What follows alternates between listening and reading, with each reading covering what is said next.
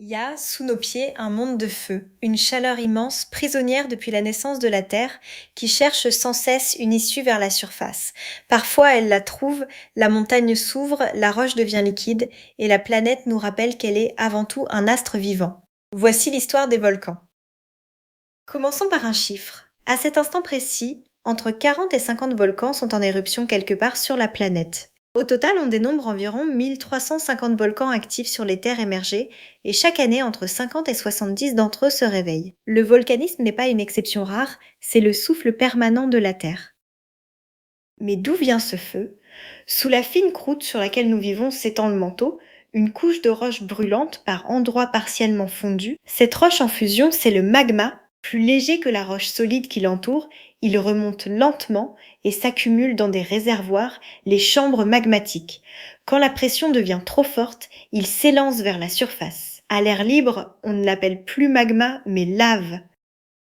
Les volcans ne sont pas répartis au hasard. La surface de la Terre est faite de grandes plaques rigides qui glissent les unes contre les autres. C'est à leurs frontières que naissent presque tous les volcans. Autour de l'océan Pacifique, ces frontières dessinent un immense anneau, la ceinture de feu. À elle seule, elle rassemble les trois quarts des volcans actifs du globe et près de 90% des séismes. Tous les volcans ne se ressemblent pas. Lorsque la lave est très fluide, elle s'étale sur de grandes distances et bâtit des montagnes larges et douces, aux pentes faibles, les volcans boucliers comme ceux d'Hawaï. Mais quand la lave est épaisse et visqueuse, elle piège les gaz et s'accumule. Elle élève alors des cônes élégants et abrupts, les stratovolcans. Les premiers s'épanchent, les secondes explosent. Voici la lave, le visage le plus célèbre du volcan. À sa sortie, elle atteint de 700 à 1200 degrés. Quand elle est fluide, elle s'écoule en rivières incandescentes qui dévorent tout sur leur passage à la vitesse d'un homme qui marche. Puis, au contact de l'air, sa surface refroidit, noircit et se fige en une roche sombre et tordue. Ces immenses champs de lave durcis racontent, longtemps après, le chemin qu'a suivi le feu.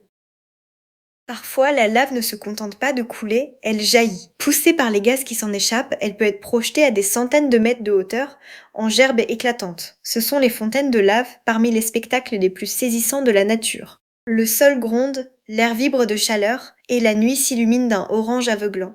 C'est la terre qui montre, sans retenue, la puissance enfouie en elle. Mais le feu a un autre visage, bien plus redoutable. Quand la lave épaisse bouche la cheminée du volcan, la pression monte jusqu'à l'explosion, la montagne se déchire et projette vers le ciel un panache de cendres, de gaz et de roches qui peut s'élever à des dizaines de kilomètres d'altitude. Ces cendres obscurcissent le jour, paralysent les avions et peuvent retomber à des milliers de kilomètres. Une seule grande éruption explosive libère l'énergie de centaines de bombes. Et il y a pire encore que le panache.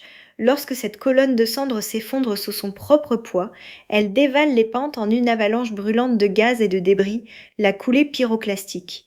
Cette nuée ardente file à plus de 700 km par heure, à près de 1000 degrés.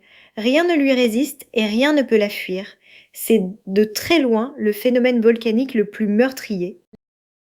L'histoire en garde un souvenir tragique. En l'an 79 de notre ère, le Vésuve se réveille, au-dessus de la baie de Naples. En quelques heures, une pluie de cendres, puis des nuées ardentes ensevelissent la ville romaine de Pompéi et ses habitants. La cité disparaît sous plusieurs mètres de cendres et reste oubliée pendant près de 1700 ans. Figée dans le temps, elle est aujourd'hui le témoignage le plus poignant de la puissance d'un volcan. Un volcan peut même changer le climat du monde entier. En 1815, en Indonésie, le Tambora produit la plus grande éruption jamais observée par l'humanité.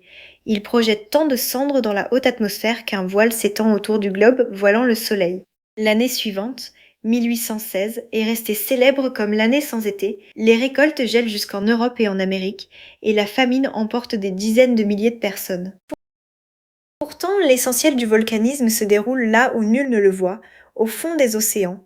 Le long d'immenses chaînes englouties, les dorsales, la lave sort en permanence et fabrique sans cesse de nouveaux fonds marins. Plus de 80% de toute l'activité volcanique de la planète est ainsi sous-marine. Et quand la lave rencontre la mer, c'est un affrontement titanesque. L'eau explose en vapeur et la roche en fusion se fige instantanément dans un nuage brûlant. Le feu souterrain ne se manifeste pas toujours par la fureur. Là où le magma chauffe des nappes d'eau, celle-ci ressurgit en surface, transformée. Ce sont les sources chaudes, les fuméroles qui sifflent leur vapeur, et surtout les geysers, ces fontaines d'eau bouillante qui jaillissent à intervalles réguliers comme une respiration. Sous ces paysages paisibles, c'est toujours la même chaleur profonde qui travaille, patiemment juste sous nos pieds.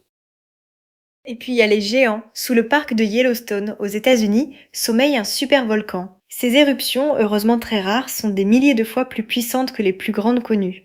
L'effondrement de sa chambre magmatique a creusé une dépression de 70 kilomètres de large, une caldeira. Ses couleurs flamboyantes trahissent la chaleur qui couve en dessous. Ces colosses dorment depuis des millénaires, mais ils ne sont pas éteints. Car le volcan ne fait pas que détruire, il crée. Des archipels entiers, comme Hawaï ou l'Islande, sont nés des profondeurs, éruption après éruption. Sous nos yeux, parfois, une île émerge de l'océan, encore fumante, terre toute neuve arrachée à la mer. C'est ainsi que la Terre fabrique son propre relief, depuis des milliards d'années. Là où l'on ne voyait que l'eau, le feu dresse de nouveaux continents. Étrangement, ce destructeur est aussi un bienfaiteur. Les cendres volcaniques, en se décomposant, donnent les sols les plus fertiles du monde. C'est pourquoi, depuis toujours, des peuples entiers vivent sur les flancs des volcans, malgré le danger, pour cultiver des terres d'une richesse exceptionnelle. Vignes, caféiers, rizières, tout pousse mieux sur la cendre. Le volcan prend, mais il rend au centuple à ceux qui osent vivre à son ombre. Aujourd'hui, l'humanité apprend à surveiller ces géants et même à les utiliser. Des volcanologues écoutent le moindre tremblement, mesurent les gaz et le gonflement du sol pour prévoir les éruptions et sauver des vies. Mieux encore, on puise la chaleur de la Terre elle-même. Dans les régions volcaniques, la géothermie chauffe les maisons et produit une électricité propre à partir de la simple chaleur des profondeurs. Le feu qui menace devient alors une source d'énergie. Les volcans nous effraient et nous fascinent à la fois. Ils détruisent des cités et bâtissent des îles. Ils obscurcissent le ciel et fertilisent la terre.